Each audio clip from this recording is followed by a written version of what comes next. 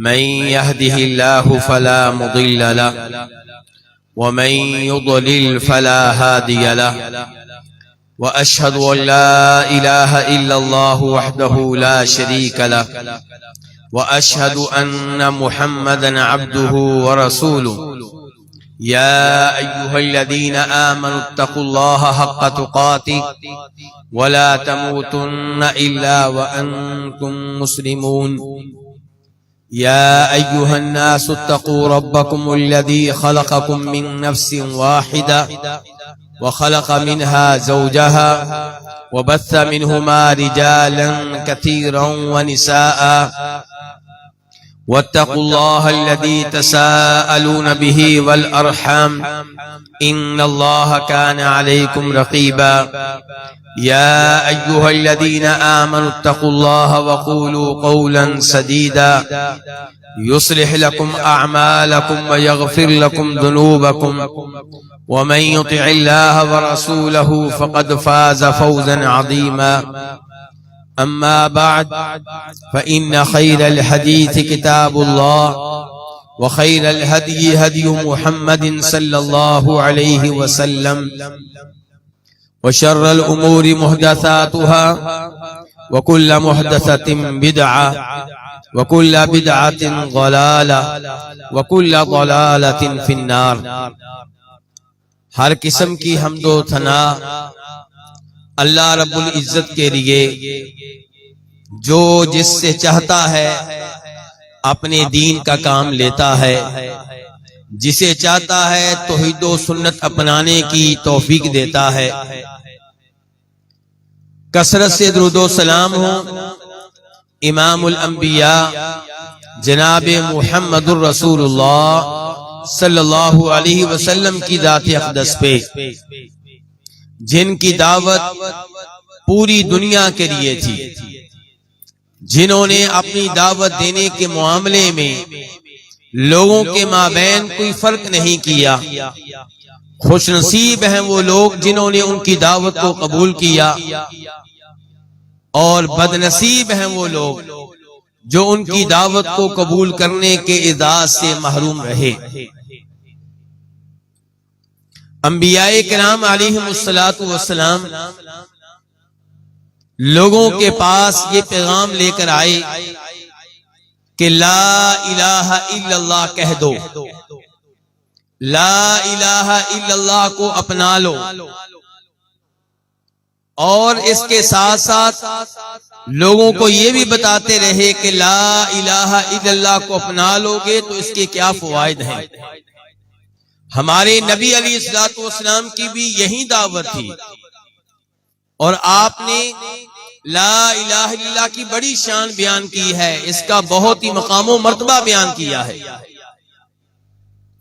مثال کے طور پہ آپ کہتے ہیں افضل الذکر لا الہ الا اللہ، کہ تمام اذکار میں سے سب سے زیادہ فضیلت رکھنے والا ذکر لا الہ الا اللہ ہے۔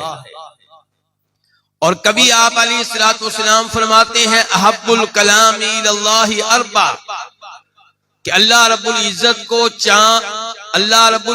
کو چار جملے، چار الفاظ بڑے پیارے لگتے ہیں، بڑے محبوب ہیں، سبحان اللہ والحمد للہ ولا الہ الا اللہ واللہ اکبر۔ اس کا مطلب یہ ہے کہ لا الہ الا اللہ یہ ان چار جملوں میں سے ایک ہے، ان چار کلمات میں سے ایک ہے جو اللہ رب العزت کو بہت ہی محبوب ہے۔ کبھی لا الہ الا اللہ کو جنت کی چابی قرار دیا گیا ہے، تو لا الہ الا اللہ کی بڑی شان ہے۔ خوش نصیب ہیں وہ لوگ جنہوں نے کلمہ پڑھ لیا اور جنت کے حقدار بن گئے۔ لیکن میرا آج کا موضوع لا الہ الا اللہ کے فضائل نہیں ہے، میرا آج کا موضوع لا الہ الا اللہ کے فوائد نہیں ہے، میرا موضوع یہ ہے کہ کیا ہر اس شخص کو لا الہ الا اللہ پڑھنے کا فائدہ ہوگا جو اسے پڑھ لے، یا کسی کو فائدہ ہوگا، کسی کو یہ فضائل ملیں گے اور کسی کو نہیں ملیں گے۔ تو میرے بھائیوں، لا الہ الا اللہ کا فائدہ اسے ہوگا جس میں چند شرائط پائی جائیں۔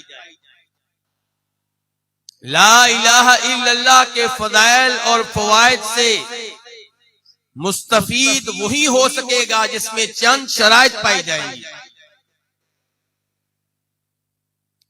مجھے اور آپ کو چاہیے کہ ان شرائط پہ غور و فکر کریں اور دیکھیں کہ میں لا الہ الا اللہ پڑھنے کی وجہ سے یہ سمجھتا ہوں کہ میں جنت کا وارث ہوں، لیکن کیا مجھ میں وہ شرائط پائی جاتی ہیں جن شرائط کی موجودگی میں ہی لا الہ الا اللہ کا فائدہ ہوگا، ورنہ اس کا کوئی فائدہ نہیں ہوگا۔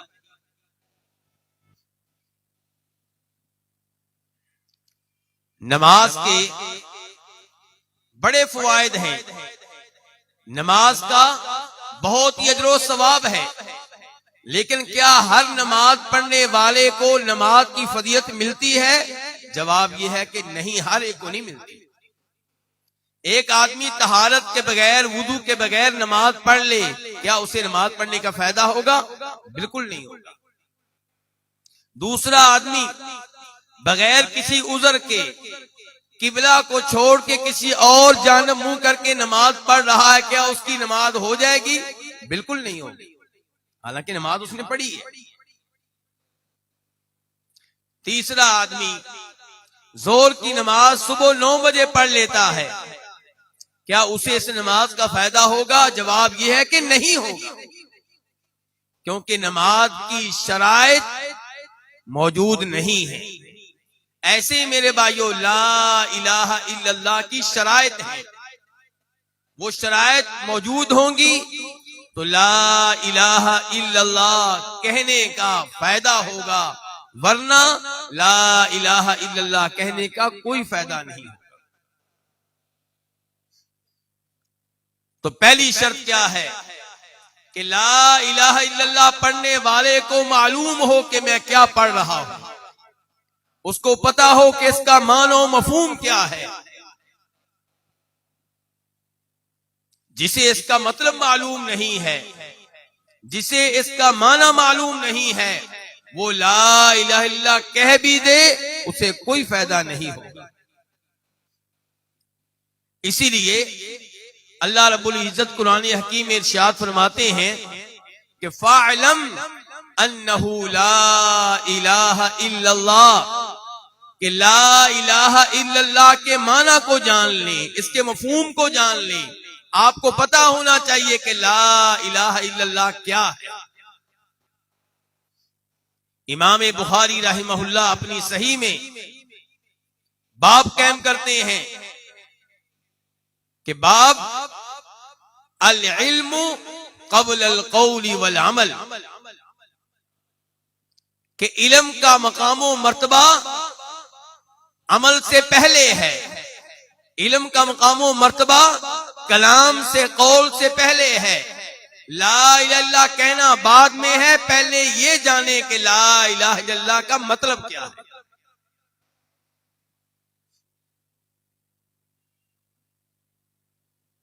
اللہ رب العزت سورہ زخرف میں ارشاد فرماتے ہیں کہ وَلَا يَمْلِكُ الَّذِينَ يَدْعُونَ مِن دُونِهِ الشَّفَاعَةَ إِلَّا مَنْ شَهِدَ بِالْحَقِّ وَهُمْ يَعْلَمُونَ، کہ یہ لوگ اللہ رب العزت کو چھوڑ کر جن جن سے دعائیں کرتے ہیں، جن جن کی عبادت کرتے ہیں، جن جن کو مشکل اوقات میں پکارتے ہیں، یہ شفاعت کے مالک نہیں ہیں، یہ شفاعت کا اختیار نہیں رکھتے۔ آج لوگ قبر والوں کو کیوں پکارتے ہیں کہ یہ اللہ تعالیٰ کے ہاں ہماری شفاعت کریں گے تو اللہ ہمیں بیٹا دے گا، اللہ کے ہاں ہماری شفاعت کریں گے اللہ ہمیں رزق دے گا، اللہ کے ہاں ہماری شفاعت کریں گے روز قیامت ہمیں نجات مل جائے گی، کامیابی مل جائے گی۔ اللہ تعالیٰ کہتے ہیں یہ تمہاری بھول ہے، جن کو بھی تم میرے علاوہ پکارتے ہو وہ شفاعت کا اختیار نہیں رکھتے، الا من شہد بالحق وهم یعلمون، ہاں جن جن کو تم پکارتے ہو ان میں سے اللہ تعالیٰ اسے شفاعت کا اختیار دیں گے جو حق کی شہادت دے، جو لا الہ الا اللہ کا اقرار کرے، جو لا الہ الا اللہ پڑھ لے، وَهُمْ يَعْلَمُونَ، اور اسے لا الہ الا اللہ پڑھتے ہوئے پتا ہو کہ میں کیا پڑھ رہا ہوں، میں کیا کہہ رہا ہوں، اس کا معنی و مفہوم کیا ہے۔ آج لا الہ الا اللہ پڑھنے والوں کی اکثریت کفر و شرک میں مبتلا ہے، اس کی وجہ یہ ہے کہ لا الہ الا اللہ کا معنی و مفہوم صحیح معنوں میں معلوم ہی نہیں ہے۔ اسی لیے سب سے زیادہ لا الہ الا اللہ کا وظیفہ پڑھنے والے کفر و شرک کا ارتکاب کر رہے ہوتے ہیں۔ ایک طرف لا الہ الا اللہ کہہ رہے ہوتے ہیں، اسی وقت قبر والے سے دعا کر رہے ہوتے ہیں، قبر والے کو مشکل کشا حاجت روا مان رہے ہوتے ہیں، قبر والے کو سجدہ کر رہے ہوتے ہیں، قبر والے کے نام پہ منت مان رہے ہوتے ہیں، کسی قبر کا طواف کر رہے ہوتے ہیں، اور کسی قبر کا طواف کرتے ہوئے دعا کیا پڑھ رہے ہوتے ہیں؟ لا الہ الا اللہ۔ یہ تضاد کیوں؟ لا الہ الا اللہ کا معنی و مفہوم معلوم نہ ہونے کی وجہ سے۔ امام مسلم رحمہ اللہ روایت کرتے ہیں جناب عثمان بن عفان رضی اللہ تعالی عنہ سے کہ نبی علیہ الصلوۃ والسلام نے ارشاد فرمایا، من مات وهو يعلم انه لا الہ الا اللہ دخل الجنہ، کہ جسے موت اس حالت میں آئی کہ اسے پتا تھا کہ لا الہ الا اللہ کا معنی و مفہوم کیا ہے، پھر بھی اس نے اس کلمے کو پڑھا، یہ وہ آدمی ہے جو جنت میں جائے گا۔ لا الہ الا اللہ پڑھنے سے جنت ملتی ہے، لیکن ساتھ ہی آپ نے شرط بتا دی ہے کہ وَهُوَ يَعْلَمُ، کہ لا الہ الا اللہ پڑھنے والے کو پتا ہو کہ میں کیا پڑھ رہا ہوں، میں کیا کہہ رہا ہوں۔ تو لا الہ الا اللہ کا معنی کیا ہے؟ کہ اللہ کے علاوہ کوئی ایسا نہیں ہے جو عبادت کے لائق ہو۔ اس کا مطلب یہ ہے کہ کوئی فرشتہ عبادت کے لائق نہیں ہے، اس کا مطلب یہ ہے کہ کوئی نبی عبادت کے لائق نہیں ہے، اس کا مطلب یہ ہے کہ کوئی شہید اور ولی عبادت کے لائق نہیں ہے، اس کا مطلب یہ ہے کہ میں مشکل اوقات میں کبھی بھی کسی فرشتے کو نہیں پکاروں گا، کسی جن کو نہیں پکاروں گا، کسی نبی کو نہیں پکاروں گا، کسی ولی اور شہید کو جو فوت ہو چکے ہیں انہیں فوت ہونے کے بعد مدد کے لیے نہیں پکاروں گا، کیونکہ پکار دعا ہے اور دعا عبادت ہے، دعا سے بڑھ کر اور عبادت کیا ہوگا۔ آج لوگ کہتے ہیں کہ ہمارے اوپر کفر و شرک کے فتوے ناجائز لگتے ہیں، ہم تو توحیدی ہیں۔ معلوم نہیں تیری توحید کون سی توحید ہے۔ اگر توحید کا معاملہ اتنا آسان ہوتا تو اہل مکہ پہلی فرصت میں ہی لا الہ الا اللہ پڑھ لیتے، لیکن انہوں نے یہ کلمہ نہیں پڑھا کیونکہ ان کو معلوم تھا اس کلمے کے پڑھنے کا مطلب یہ ہے کہ ہم اللہ کے علاوہ کسی اور کو پکار نہیں سکیں گے، کسی اور سے دعا نہیں کر سکیں گے، کسی اور کے نام پہ بکرا ذبح نہیں کر سکیں گے، کسی اور کے نام پہ منت نہیں مان سکیں گے، کسی اور کا طواف نہیں کر سکیں گے۔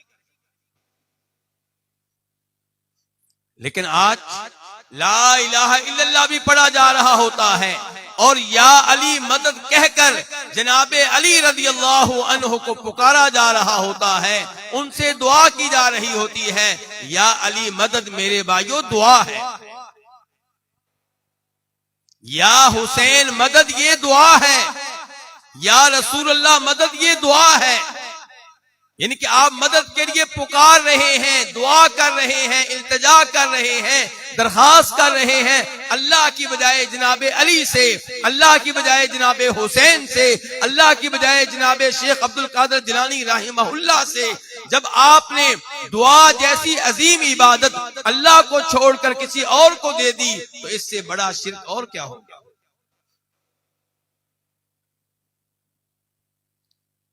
تو لا الہ الا اللہ پڑھنے کا فائدہ اسے ہوگا جو اس کا معنی و مفہوم جانتا ہے، جس کو پتا ہے کہ اس کا مطلب یہ ہے کہ لا الہ الا اللہ، اللہ کے علاوہ کسی کی بھی عبادت نہیں کروں گا، میری ہر دعا اللہ سے ہوگی، میرا ہر سجدہ اللہ کے لیے ہوگا، میرا ہر رکوع اللہ کے لیے ہوگا، میرا ہر جانور اللہ کے نام پہ ذبح ہوگا، میری ہر منت اگر ہوگی تو اللہ کے لیے ہوگی ورنہ نہیں ہوگی۔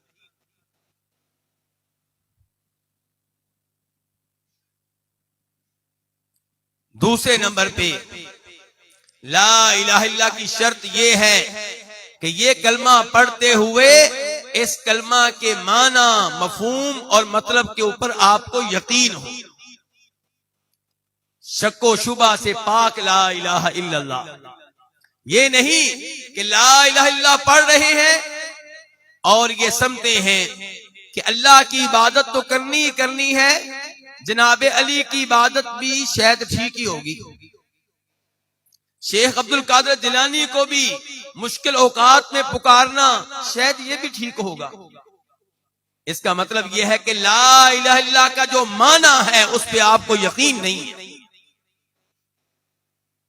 آپ اللہ رب العزت کو معبود برحق مانتے ہیں لیکن یہ عقیدہ رکھتے ہیں کہ اللہ تعالیٰ کے ساتھ ساتھ اللہ کے پیاروں کو بھی مشکل اوقات میں پکارا جا سکتا ہے، یا اس بارے میں شک و شبہ رکھتے ہیں، تو شک و شبہ والا ایمان اللہ کے ہاں قابل قبول نہیں ہے۔ اللہ اس ایمان کو قبول کرتا ہے جو شک و شبہ سے پاک ہو۔ اللہ تعالیٰ فرماتے ہیں انما المؤمنون الذين آمنوا بالله ورسوله ثم لم يرتابوا وجاهدوا باموالهم وانفسهم في سبيل الله اولئك هم الصادقون۔ کہ صحیح معنوں میں مومن کون ہے؟ کیا ہر ایمان کا دعویٰ کرنے والا مومن ہے؟ کیا ہر کلمہ لا الہ الا اللہ پڑھنے والا مومن ہے؟ اللہ نے کہا نہیں۔ مومن وہ ہے جو صحیح معنوں میں اللہ پہ ایمان لائے، اللہ کے وجود پہ ایمان، یہ نہیں کہ کسی یونیورسٹی سے تعلیم کے نتیجے میں یہ سوچ رکھتا ہو کہ زیادہ امید یہ ہے کہ اللہ ہے، شاید نہ بھی ہو۔ آج کی یونیورسٹیوں میں ایسے بچے سامنے آ رہے ہیں جن کا اللہ کے وجود پہ 100% ایمان نہیں ہے، اور یہ وہ بچے ہیں جنہیں ہم تیار کر رہے ہیں کفر کے لیے، پیسے لگا کر، زیورات بیچ کر، مکان بیچ کر، زمینیں بیچ کر ہم ان کو ایسے اداروں میں بھیجتے ہیں جہاں سے وہ کفر سیکھیں، الحاد سیکھیں، بے دینی سیکھیں، اللہ کا انکار سیکھیں۔ پیسہ کون لگا رہا ہے؟ نماز پڑھنے والا حاجی، روزے رکھنے والا حاجی صاحب، یہ اپنے بچے پہ پیسہ لگا رہا ہے تاکہ اس کو ایسے ادارے میں بھیجوں جہاں سے کفر سیکھے، کیونکہ یہ تو سادہ گاؤں میں رہتا ہے، اللہ پہ اس کا ایمان ہے۔ تو اب میں نے اس کو کہاں بھیجنا ہے؟ اعلیٰ تعلیم کے لیے بھیجنا ہے۔ کہاں؟ لاہور میں، کراچی کی فلاں یونیورسٹی میں، اسلام آباد کی فلاں یونیورسٹی میں، ماسکو میں، لندن میں، جہاں پڑھانے والے پروفیسر یا غیر مسلم ہوں یا غیر مسلموں والی سوچ رکھتے ہوں، جو صبح و شام اللہ کی ذات کے بارے میں شکوک و شبہات کا اظہار کریں، نبی علیہ الصلوۃ والسلام کی ذات کے اوپر اعتراضات وارد کریں، قرآن کریم کے اوپر اعتراضات وارد کریں، تھوڑا سا اشارہ کر دیا، بس بچے کے دل میں شک داخل کرنے کے لیے اشارہ کر دینا کافی ہے۔ جب آپ کا بچہ جدید یونیورسٹی میں پڑھ رہا ہے، میں ایک مثال دوں گا بس جو واضح مثال ہے، تو صبح و شام کیا کہا جائے گا؟ کہ دوسری شادی ظلم ہے پہلی عورت پہ. دوسری شادی کیا ہے؟ پہلی عورت پہ ظلم ہے. اب آپ کے بچے نے 4 سال کی تعلیم میں یہ سبق یاد کر لیا اور اس پہ 100% ایمان لے آیا. اب جب مولوی کہے گا کہ اللہ کے رسول علیہ الصلوۃ والسلام کی 11 بیویاں تھی، تو بچے کے ذہن میں کیا آئے گا کہ اللہ کے رسول کون تھے؟ سوچئے ذرا، سوچئے. اس کا مطلب یہ ہے کہ نعوذ باللہ نبی علیہ الصلوۃ والسلام بہت بڑے ظالم تھے. انا للہ و انا الیہ راجعون. جب آپ کا بچہ صبح و شام ان جدید یونیورسٹیوں میں یہ تعلیم لے گا کہ مرد و عورت بالکل برابر ہیں، ان کے حقوق میں کوئی فرق نہیں ہے، پھر قرآن کی یہ آیت پڑھے گا کہ عورت کی گواہی مالی معاملات میں مرد سے عادی ہے، تو وہ کہے گا یہ کیسی عجیب کتاب ہے، اس میں تو عورتوں پہ ظلم ہے، یہ تو عورتوں کے ساتھ زیادتی ہے. اب بجائے اس کے کہ وہ یہ کہے کہ جو مجھے اصول پڑھایا گیا تھا وہ غلط ہے، وہ قرآن کی آیت میں شک و شبہ کا اظہار کرے گا اور ایمان کی دولت سے محروم ہو جائے گا. اپنے بچوں کی فکر کریں کہ آپ کے بچے کہاں تعلیم لے رہے ہیں. ڈاکٹر بنانے کے شوق میں، انجینئر بنانے کے شوق میں انہیں کہیں کفر کے حوالے نہ کر دیں، ایمان کی دولت سے محروم نہ کر دیں. یاد رکھیے گا آپ کے گاؤں کی وہ بوڑھی عورت جسے اپنا نام لکھنا نہیں آتا، وہ آپ کے اس بیٹے سے 1000 درجے بہتر ہے جسے اللہ رب العزت کے اوپر 100% یقین نہیں ہے. تو ایمان شک و شبہ سے پاک ہونا چاہیے. لا الہ الا اللہ پہ آپ کا ایمان شک و شبہ سے پاک ہو. اللہ تعالیٰ کہتے ہیں مومن وہ ہیں جو اللہ پہ ایمان لائے، اللہ کے رسول پہ ایمان لائے، ثم لم یرتابوا، پھر کسی قسم کے شکوک و شبہات میں مبتلا نہیں ہوئے. اولئک هم الصادقون، یہ دعوی ایمان میں سچے ہیں، یہ لا الہ الا اللہ پڑھنے کے معاملے میں سچے ہیں، کیونکہ انہیں کوئی شک و شبہ نہیں ہے.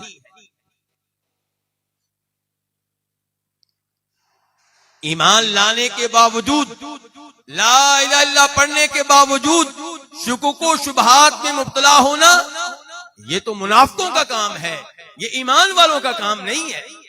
اللہ تعالیٰ فرماتے ہیں سورہ توبہ میں کہ لا یستأذنک الذین یؤمنون باللہ والیوم الآخر وجاہدوا باموالہم وانفسہم انما یستأذنک الذین لا یؤمنون باللہ والیوم الآخر وارتابت قلوبہم فہم فی ریبہم یترددون. کہ آپ سے جہاد کی رخصت مانگنے والے کون ہیں؟ تبوک کی لڑائی میں ہم حاضر نہیں ہو سکتے، یہ اجازت لینے والے کون ہیں؟ فرمایا کوئی مومن آپ کے پاس اجازت لینے کے لیے نہیں آئے گا، کیونکہ ہر مومن چاہتا ہے کہ میں اللہ کی راہ میں جان دے دوں. یہ جو آپ سے رخصتیں مانگ رہے ہیں، کلمہ پڑھنے والوں میں سے جو آپ سے اجازتیں مانگ رہے ہیں کہ میں بیمار ہوں، میرا یہ عذر ہے، میرا یہ عذر ہے، فرمایا یہ وہ لوگ ہیں جن کا اللہ کے رسول پہ ایمان نہیں ہے. ورتابت قلوبہم، اور ان کے دل اللہ کے تعلق سے، آپ اے اللہ کے رسول آپ کے تعلق سے شکوک و شبہات سے بھرے ہوئے. تو اللہ تعالیٰ نے ان 2 آیات میں بتا دیا کہ ایمان والوں کا ایمان پختہ ہوتا ہے، اس میں شکوک و شبہات کے لیے کوئی جگہ نہیں ہوتی. شکوک و شبہات ان کے دلوں میں ہوتے ہیں جو منافق ہوتے ہیں، جن کا اللہ کے رسول پہ صحیح معنوں میں ایمان نہیں ہوتا. جناب ابو ہریرہ روایت کرتے ہیں نبی علیہ الصلوۃ والسلام سے کہ آپ نے ارشاد فرمایا اشہد ان لا الہ الا اللہ وانی رسول اللہ لا یلقى اللہ بہما احد غیر شاکن الا دخل الجنہ، کہ میں اس بات کا اعلان کرتا ہوں کہ اللہ کے علاوہ کوئی عبادت کے لائق نہیں ہے، اور میں اس بات کا بھی اعلان کرتا ہوں کہ میں اللہ کا سچا رسول ہوں۔ یہ دو باتیں جس نے مان لی، جس نے ان کا اقرار کر لیا اور اس کا اقرار شک و شبہ سے پاک ہو، وہ آدمی جنت میں جائے گا۔ تو جنت میں جانے کی شرط آپ نے کیا بتائی؟ کہ اللہ رب العزت کے معبود برحق ہونے پہ ایمان ہو، اس بات پہ ایمان ہو کہ اللہ کے علاوہ کوئی عبادت کے لائق نہیں ہے، صرف ایک اللہ عبادت کے لائق ہے، اور جناب محمد صلی اللہ علیہ وسلم کی نبوت و رسالت پہ بھی ایمان ہو، اور ان دو چیزوں پہ ایمان اتنا پختہ ہو کہ شک و شبہ بالکل نہ ہو، تو ایسا آدمی جنت میں جائے گا۔ امام مسلم رحمہ اللہ دوسری حدیث روایت کرتے ہیں جناب ابو ہریرہ رضی اللہ تعالیٰ عنہ سے کہ نبی علیہ الصلوۃ والسلام نے جناب ابو ہریرہ سے کہا تھا کہ ابو ہریرہ میرے یہ جوتے لو اور اس باغ کی چار دیواری کے باہر جو بھی تمہیں ملے اور اس کا اللہ رب العزت پہ ایمان ہو، اس بات کا اقرار کرتا ہو کہ اللہ کے علاوہ کوئی معبود برحق نہیں، اور اس اقرار پہ دلی یقین رکھتا ہو، مستیقنا بہا قلبہ، اسے دلی یقین ہو، فبشرہ بالجنہ، آپ اس کو جنت کی خوشخبری دیں۔ تو آپ کہہ رہے ہیں کہ جو یہ کلمہ پڑھے اور کلمہ کے معنی و مفہوم پہ دلی یقین ہو، جنت کی خوشخبری اس کے لیے ہے۔ تو میرے بھائیوں، آج کا بہت بڑا فتنہ یہ ہے کہ آپ کے بچوں کے دلوں میں شکوک و شبہات داخل کر دیے جائیں، اللہ کے بارے میں، قرآن کے بارے میں، نبی علیہ الصلوۃ والسلام کے بارے میں، آخرت کے بارے میں اپنے بچوں کی فکر کریں۔ میں عقیدہ کے موضوع پہ ایک کتاب ہے شرح السنہ امام بربہاری رحمہ اللہ کی، ہفتے میں 2 دن اس کتاب پہ آن لائن درس دیتا ہوں۔ درس میں مردوں کے ساتھ ساتھ کئی بہنیں بھی شریک ہیں۔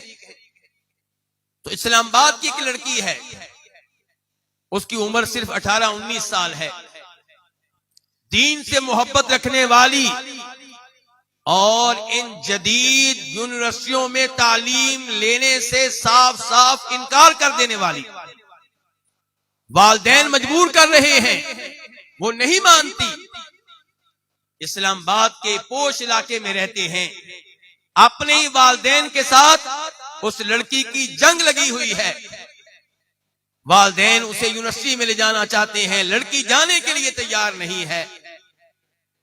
مجھے اس نے میسج کیا، کہا شیخ صاحب میں ان یونیورسٹیوں کی کیوں مخالف ہوں، کیونکہ میں نے ان میں تعلیم لے کر دیکھ لیا ہے، یہ آج کی نسل کو کفر کے لیے تیار کر رہی ہیں۔ میرا اپنا بھائی وہ صاف صاف کہتا ہے کہ میں مسلمان نہیں ہوں، میں کافر ہوں۔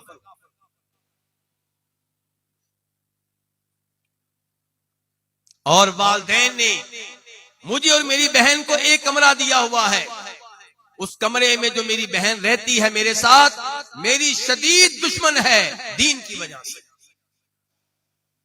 صورتحال یہاں تک ہے میں اس سے اتنی تنگ ہوں کہ اونچی آواز سے میوزک لگائے گی، مجھے کمرے سے باہر جانا پڑتا ہے، میں بارسین میں جا کے بیٹھ جاتی ہوں، جب اس کا دل بھر جاتا ہے میوزک بند کرتی ہے، پھر میں گھر میں واپس آتی ہوں۔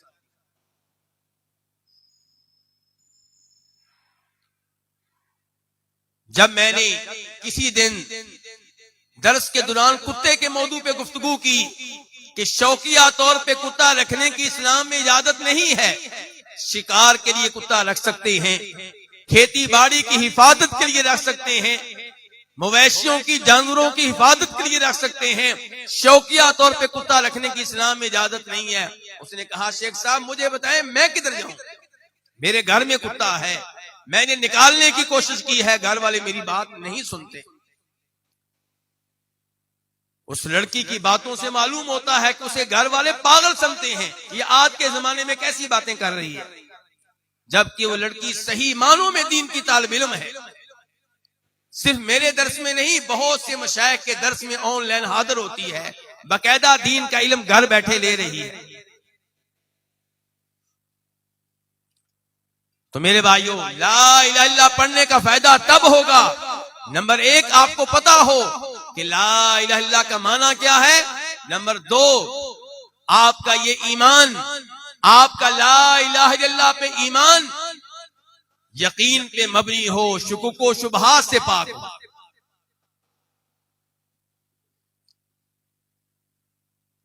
تیسرے نمبر پہ آپ لا الہ الا اللہ کا معنی جانتے ہیں، اس پہ یقین بھی رکھتے ہیں، لیکن تیسری شرط یہ ہے کہ اسے قبول کریں، اقرار کریں، اعتراف کریں، اعلان کریں کہ لا الہ الا اللہ۔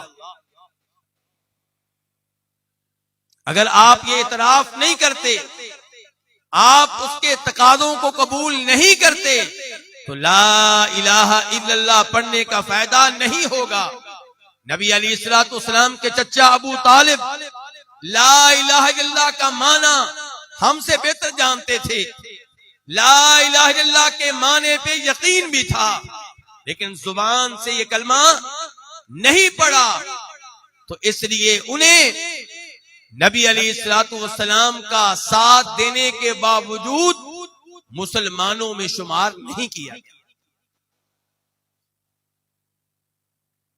اللہ رب العزت قرآن حکیم میں ارشاد فرماتے ہیں سورہ صافات میں، احشر الذین ظلموا وازواجهم وما كانوا يعبدون من دون اللہ فاہدوہم الى صراط الجحیم وقفوہم انہم مسئولون۔ روز قیامت اللہ تعالیٰ کہیں گے کہ ان ظالموں کو، کفر و شرک کا ارتکاب کرنے والوں کو اور ان جیسوں کو جمع کر دو، اور جس جس کی اللہ کے علاوہ عبادت کرتے تھے اسے بھی لے آؤ، اور ان سب کو جہنم کی آگ کی طرف بھیج دو۔ اللہ رب العزت آگے چل کر اس کا سبب واضح طور پہ بیان کرتے ہوئے کہتے ہیں کہ انہم کانوا اذا قیل لهم لا الہ الا اللہ یستکبرون ویقولون اِنَّا لَتَارِكُوا آلِهَتِنَا لِشَاعِرٍ مَجْنُونٍ، کہ یہ وہ لوگ ہیں کہ جن سے جب دنیا میں کہا جاتا تھا لا الہ الا اللہ کی شہادت دے دو، اس کا اعتراف کر لو، اس کی گواہی دو، تو وہ انکار کر دیتے تھے، لا الہ الا اللہ کے معنی و مفہوم کو قبول نہیں کرتے تھے، بلکہ اس نبی کے بارے میں جو لا الہ الا اللہ کی دعوت دیا کرتا تھا کہتے تھے یہ تو شاعر ہے، یہ مجنون ہے، اس کے کہنے پہ ہم اپنے معبودوں کو کیوں ترک کر دیں۔ اس سے یہ بھی پتا چلا کہ مشرکین مکہ کو معلوم تھا، قریش کے سرداروں کو معلوم تھا کہ لا الہ الا اللہ پڑھنے کا مطلب یہ ہے کہ صرف ایک اللہ کی عبادت ہوگی، کسی اور کی عبادت نہیں ہوگی، اس لیے وہ لا الہ الا اللہ پڑھنے سے انکاری تھے، اسے قبول نہیں کرتے تھے۔ وہ کہتے تھے اجعل الآلہۃ الہا واحدا ان ھذا لشیء عجاب، یہ تمام معبودوں کو چھوڑ کے کہتا ہے ایک ہی معبود ہے، یہ کتنی عجیب بات کرتا ہے۔ اور آج کا مشرک، آج کا قبر پرست، وہ لا الہ الا اللہ کا وظیفہ بھی پڑھ رہا ہوتا ہے، کفر و شرک کا ارتکاب بھی کر رہا ہوتا ہے، لیکن وہ لوگ دوغلے نہیں تھے، کفر پہ تھے تو پکے کفر پہ تھے، لا الہ الا اللہ پڑھنے سے انکاری تھے۔ تو لا الہ الا اللہ پڑھنے کا فائدہ اسے ہوگا جو اس کلمے کا معنی مفہوم جانتا ہے، جسے اس کلمے پہ یقین ہے، اور جو اس کے معنی مفہوم کو قبول کرتا ہے، زبان سے کہتا ہے کہ اشہد ان لا الہ الا اللہ، میں شہادت دیتا ہوں کہ اللہ کے علاوہ کوئی معبود برحق نہیں۔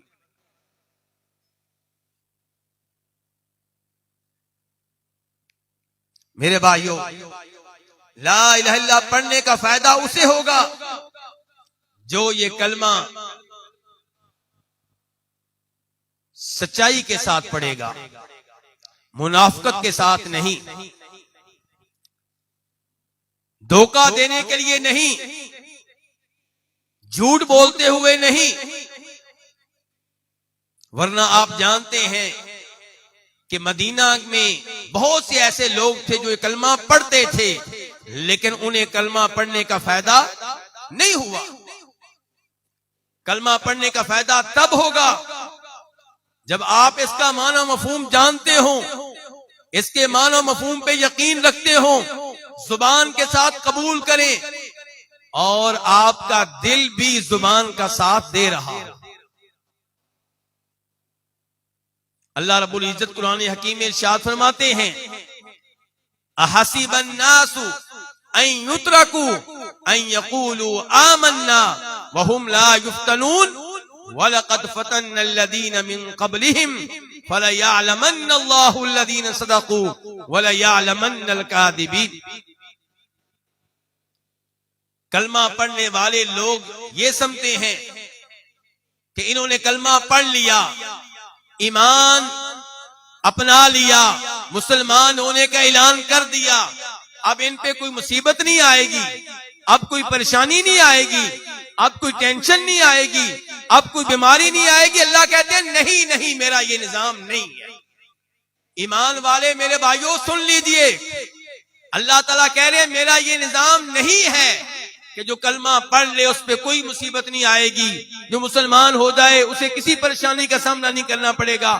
نہیں، اللہ نے کہا یہ دنیا آزمائش گاہ ہے، یہاں میں آزماؤں گا کہ لا الہ الا اللہ پڑھنے والوں میں سے سچا کون ہے، جھوٹا کون ہے، کون ہے جس نے دل سے کلمہ پڑھا ہے، کون ہے جس نے دنیاوی مفادات کو حاصل کرنے کے لیے اوپر اوپر سے کلمہ پڑھا۔ اللہ آزماتا ہے، بیٹا لے کر یہ صبر کرتا ہے کہ نہیں کرتا، اللہ آزماتا ہے۔ اب اس نے توحید و سنت کی دعوت اپنا لی ہے، والد صاحب گھر سے نکال دیں گے، جائیداد سے محروم کر دیں گے، اب یہ استقامت کا مظاہرہ کرتا ہے کہ نہیں کرتا؟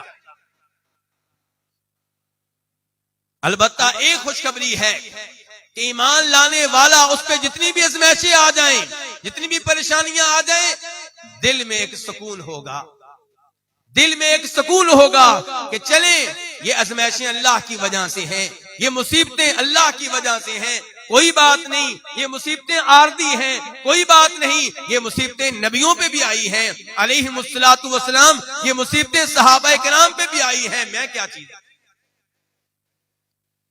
یہ حوصلہ ہوگا۔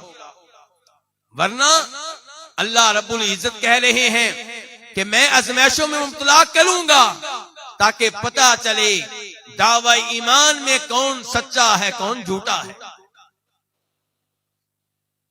اور نبی علیہ الصلوۃ والسلام بھی یہ ارشاد فرماتے ہیں کہ یہ کلمہ پڑھنے کا فائدہ اسے ہوگا، یہ کلمہ پڑھ کے جنت میں وہ جا سکے گا صدقا من قلبہ، جو دل کی سچائی کے ساتھ یہ کلمہ پڑھے گا۔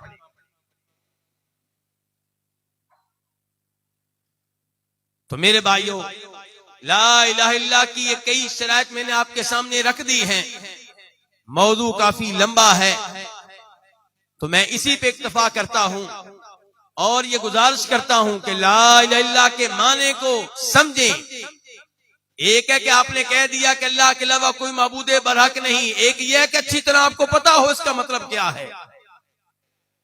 عام لوگوں کی تو یہ صورتحال ہے، اسی مسجد میں ابھی کئی لوگ موجود ہوں گے جو کہیں گے کہ لا الہ الا اللہ کے علاوہ کوئی معبود نہیں ہے، اور اگر میرے جیسے کسی طالب علم نے کہہ دیا کہ معبود تو بہت ہیں، ہندو گائے کی عبادت کرتے ہیں وہ معبود ہے، عیسائی عیسیٰ علیہ السلام کی عبادت کرتے ہیں وہ معبود ہوئے، اور جو جناب علی کو پکارتا ہے رضی اللہ تعالیٰ عنہ وہ انہیں معبود مان رہا ہے، تو ہم کیوں کہتے ہیں کہ لا الہ الا اللہ، اللہ کے علاوہ کوئی معبود نہیں، معبود تو بہت ہیں؟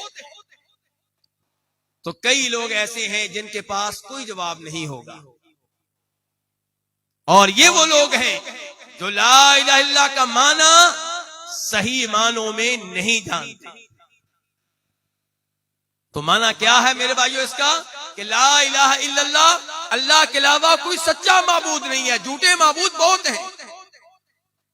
اللہ کے علاوہ کوئی ایسا نہیں ہے جو عبادت کا حقدار ہو۔ عبادت کا حقدار ایک اللہ ہے۔ گائے کی عبادت ہو رہی ہے تو غلط ہو رہی ہے، گائے معبود ہے لیکن معبود برحق نہیں ہے، غلط معبود ہے، معبود باطل ہے۔ عیسیٰ علیہ السلام کی عبادت ہو رہی ہے، غلط ہو رہی ہے، وہ بھی معبود برحق نہیں ہے، لیکن اس عبادت میں ان کا کوئی قصور نہیں ہے۔ انہوں نے لوگوں کو ایک اللہ کی عبادت کی تھی، لوگ ناجائز طور پہ ان کی عبادت کر رہے ہیں۔ عیسائی جب انہیں پکارتے ہیں تو انہیں معبود مان رہے ہیں۔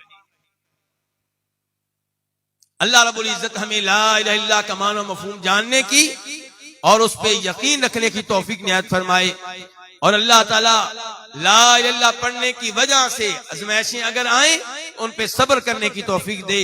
اللہ تعالیٰ ہمیں استقامت دے، اور خوشخبری انہی کے لیے ہے جو ایمان لانے کے بعد آنے والی آزمائشوں پہ استقامت کا مظاہرہ کریں۔ وآخر دعوانا الحمدللہ رب العالمین۔